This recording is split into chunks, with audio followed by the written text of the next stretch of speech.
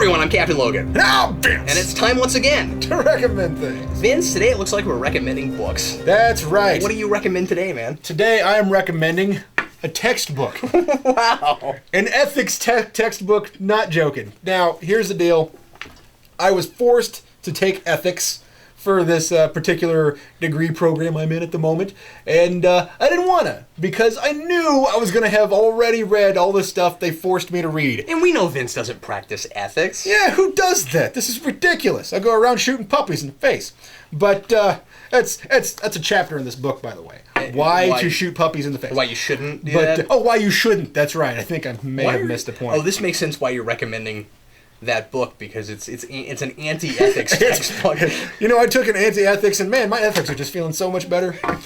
So that doesn't make sense. So why are you recommending an ethics textbook, Vince? Now, when I first got into this class, I thought, man, I don't want to do this, because I know exactly what I'm going to have read. Now, I did reread a lot of stuff I'd already read from classes that I took at KU, which I took several classes that gave me a broader scope than what this did.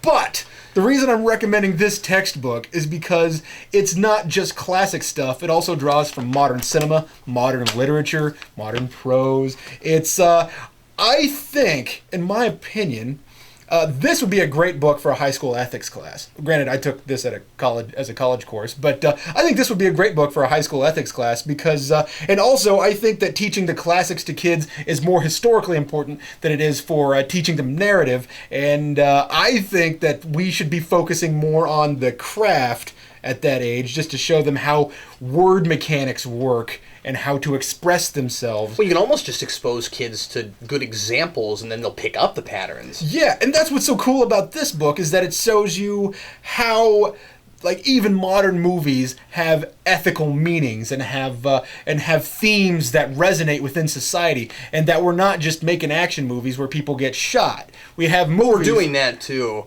Well, yeah, that's true. Like the movies that you guys are going to see, guess what? Even the most shallow movie may or may not have a theme. Like most people went to Die Hard and saw it as a big action flick where a guy with no shoes kicked a lot of butt. Fair enough. There's stuff that, yeah. But that movie is firmly about blue collar versus white collar and how the working man is really the backbone of the nation. How much about this is cinema? Quite a lot. You just randomly opened to a page and it was cinema, and I was just like, how much of this is about cinema, Vince? There's Calvin and Hobbes. There's essentially each chapter has a point that it's trying to make. Ooh, that's not good.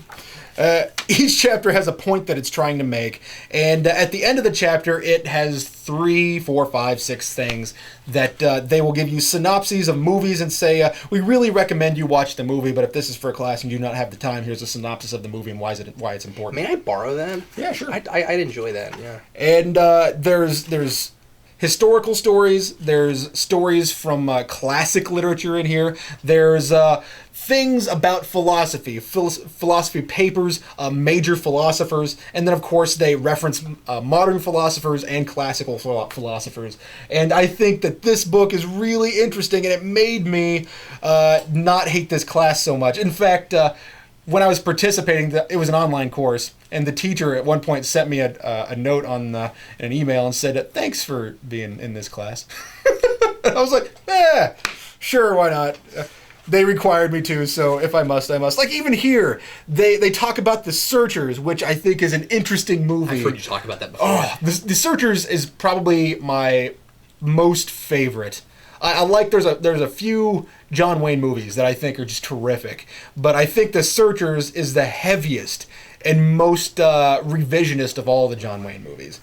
And when you talk about The Searchers, you're talking about a movie that has majorly sexist characters in it, especially in the form of John Wayne, and majorly racist characters. And the movie could almost be called, in itself, racist against Native Americans, because they have this giant theme that runs through it where Native Americans are kidnapping young townspeople and brainwashing them, which is really strange.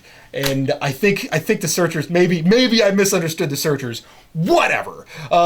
But that's the way I recall it. Anyway, The Searchers is such a terrifically trippy and heavy movie that, of course, you'd want to talk about it in the realm of its ethics, and it's in here. It's not one of the major things that we end up reading about, I don't think, but it's referenced during the main text where they're talking about issues. Like even here, they don't go to movies that are necessarily the most critically acclaimed. They go to movies that are ethically either aligned or examples or even contrary or whatever, something that would make it for an interesting discussion of the chapter's topic. Like right here, there's Minority Report, the 2002 movie. So not necessarily, now granted, you could say that it's based, or it does say here, based on a short story by Philip K. Dick, who is probably a little more important than the Tom Cruise movie.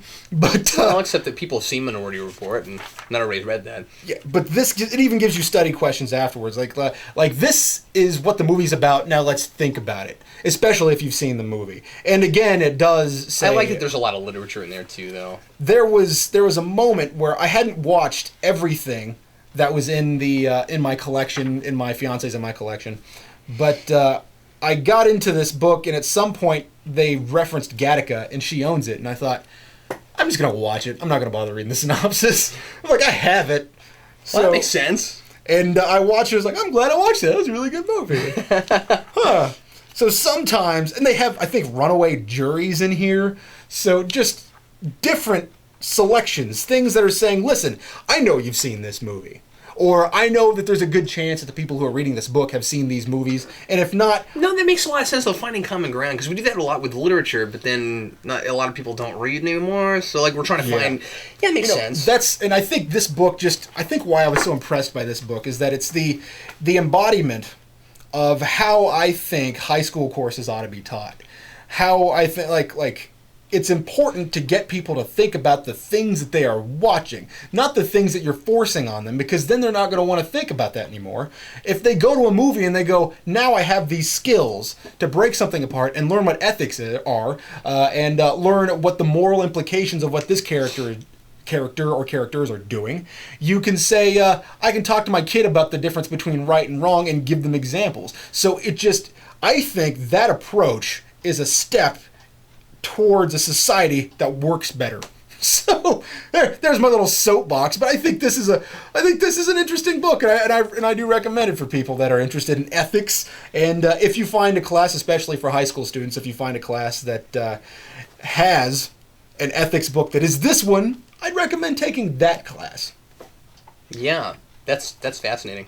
Yeah. I'd like to at least peruse that, yeah. And for those of you who want to look it up, because I haven't actually said the name, I just called it an ethics book. Yeah. What is it? It's The Moral of the Story, an Introduction to Ethics by Nina Rosenstand. So, yeah. What you got today, Cap? Today I'm going to recommend a Star Trek novel, which is unusual for me. I don't read a lot of Star Trek novels. I have a lot of Star Trek novels, but I don't read a lot of them because very often I find that Star Trek prose is not always my thing. This was great. This is called Star Trek Next Generation, Cold Equations. This is the beginning of a 3-part series is a trilogy. So the trilogy is Cold Equations, and book 1 is called The Persistence of Memory. I would recommend this by itself, even if you decided not to read the next 2. I'm saying that having not read the next 2 yet. I don't even think book 3 is out yet. This just came out last year, and book 2 is out, and I didn't buy them both together because I didn't know if I would like this. But then I went ahead and read this, and I went, I'm gonna buy the next one. I really enjoyed this. This is by David Mack, and is that the same David Mack that worked on Daredevil? I don't know. I'm honestly not sure. I think probably, but I would have to look it up. I don't know. I'm not prepared to answer that question.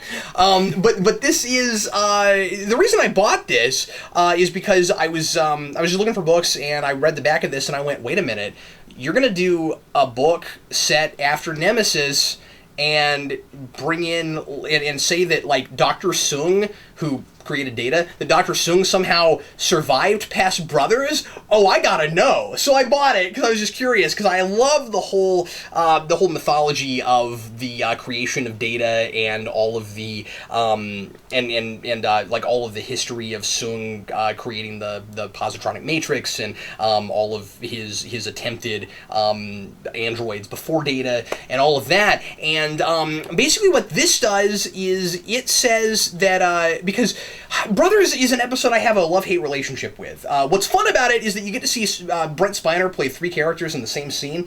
That's a lot of fun. The trouble with it is it just kind of ends abruptly, and you get to see Data and his evil brother Lore and Sung. Well, that's really cool all at the same time, right? And then at the end of it, Lore just beams out and you don't see him again for like 3 seasons, or I forget how long it is, but for a while. And I was just like, oh, that's sort of a letdown. And Sung apparently dies. According to this, Sung did not die. Sung did what Sung would do based on everything else we've ever known about him and Data's history, and also just a history of oddly cyberneticists in Star Trek in general. It turns out that he faked his own death, which is weird because everybody thought he was dead anyway. So they thought he was dead, and then he faked his own death. Again, okay, whatever. So anyway, but what he does is he puts his mind in a souped up android, and it's an android that that he's able to use to that he's able to like change just by thinking about it. It's like part of his programming. He can like change his face to look like a different species, and he can change his ethnicity. And so what he does is he goes around the galaxy building up a whole bunch of capital pretending to be different people. At one point, I think he buys a moon. He wants to buy a planet, but he has to settle for a moon.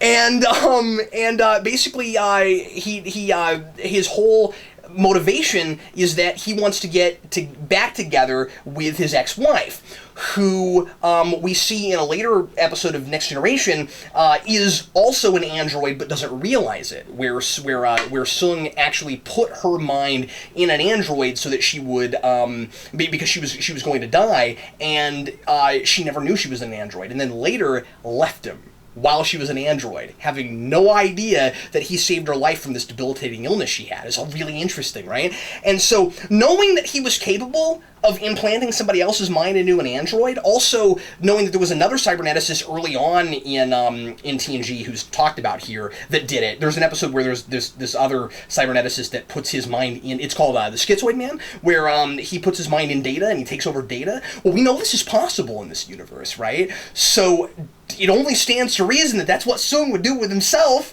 Anyway, it's really, really fascinating. And anyway, so he's going out trying to find his wife again, and it's this really interesting personal journey for Sung, who of all people I never thought I would read pretty much a whole book about, and it was great. And so we get to basically see everything he did between Brothers and Nemesis, and then it's bookended with more current continuity stuff, post Nemesis stuff, where basically everybody in Next Generation is old but still serving on the starship, except for the people that left. Anyway, and I don't want to give away where all that goes and how it fits in with the current stuff if anybody happens to want to read this, but I don't know, it's really cool and I'm interested to see where it goes.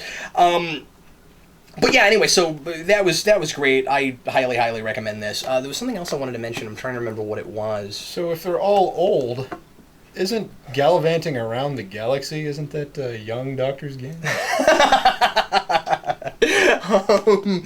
Yeah, well, of course, people have longer lifespans in Star Trek than they do in the real world, so I guess you could be a 70-year-old starship captain, Sure!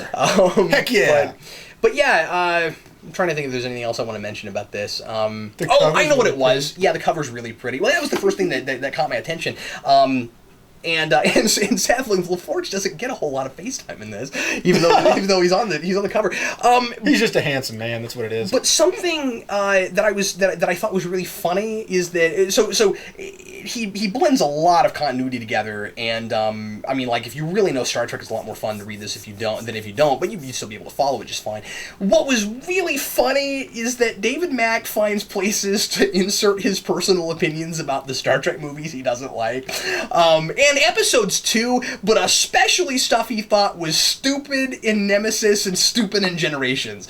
And he comes right out and has Dr. Soong talk about how stupid Data's sacrifice was in Nemesis, how there was no reason he had to do that, it was for no reason whatsoever, and he makes it a major plot point that Data died for no good reason. And I really enjoyed that. That's great. So it was one of the most entertaining books I've read in a while. So yeah, I would definitely finish out this series. That was good, and the prose is really good. I mean, like if it's been a while since you've read a novel, or if you're the kind of person that really likes Star Trek but doesn't read a whole lot, and you want something that you can actually that will actually propel you through, I think this is a good choice. So anyway, that's what I recommend. Oh yeah. Yes, indeed. Well, anyway, thanks everybody for watching us recommend stuff. We'll recommend something for you once again next week. I'm Captain Logan. And I'm Vince. See you later.